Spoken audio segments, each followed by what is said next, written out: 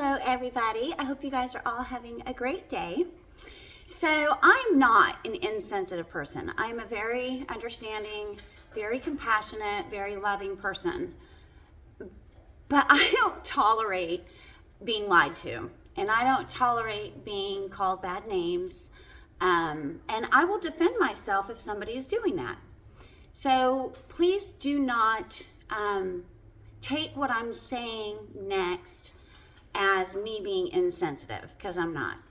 But I'm divorced. Woohoo! We got that today. Yeah, I'm so excited. Woohoo! Anyways, it's been a long time. But I just wanted you guys to know, because I know I started this, a while back and told you guys that I was filing and everything. And I did it myself. I didn't have an attorney. I didn't have the baby. Yes, sir. You just ate. I don't want dog food.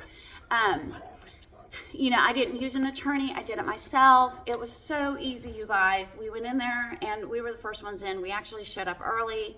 And so it was done. So it all got done today. And when we left, I explained to him, listen, your son is still there doing drugs 13 months later. I don't know what you wanted from me. And, when we were talking and he's like, well, you could have just helped me out. And I'm like, help you out by what? Cleaning up after the adult who's doing drugs, bringing them in our home and not getting a job and disrespecting me? No. So what would he do? He would go talk about me behind my back and to his family and, call me bad names and all that other stuff. So anyways, but you can do this, you guys. I'm not telling you to go get divorced, but I started doing some writing earlier. The only limits we put on ourselves are the limits that we create for ourselves in our mind. If you, and keep in mind too, that when you are telling people that you can't do something, they're going to agree with you.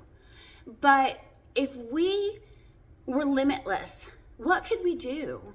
We could do so much for ourselves that, what seems to be, if I put limits on myself, I wouldn't have become a branch manager for the nation's #1 home builder. Let's be real. If I had put those limits on myself, then I wouldn't have been able to do this. So by putting limits on ourselves, all we're doing is hurting ourselves. We have the ability with the strength of God, and I give all credit to him, 1,000% credit to God, because he showed me how to do it. He made sure it happened. I take credit for my part of it, but God worked that out for me. He knew what was going to happen. I don't hate my ex. I don't hate his family. I hate how I was treated. And that's the thing, is that I think that if we can stick up for ourselves and then have that self-respect for ourselves that, hey, if this is how you're going to treat me, then I am going to leave and not let people treat us the way that they want to, we'd be a lot happier. Anyways, I was telling my neighbor about it earlier, and I told her, and this is kind of like off subject a little bit, but women compete with other women for men who treat us like crap. Now, not all men do that, and not all men cheat, but think about it, ladies. We compete with each other for men to treat us like dirt. Really. And I'm sorry, but at 57 years old, men should be more mature. Men should know that you don't talk about women behind their back. They should know that your marital problems are sacred and they're supposed to be figured out between two people, not one person and their entire family, so that all 7 of them, including the ex-wife, can come attack your new person. That's not cool. But I would just wanted to tell you guys that I was divorced. I'm so excited. See, it just goes to show that you can do whatever you put your mind to, okay? So just remember that. Bye, guys.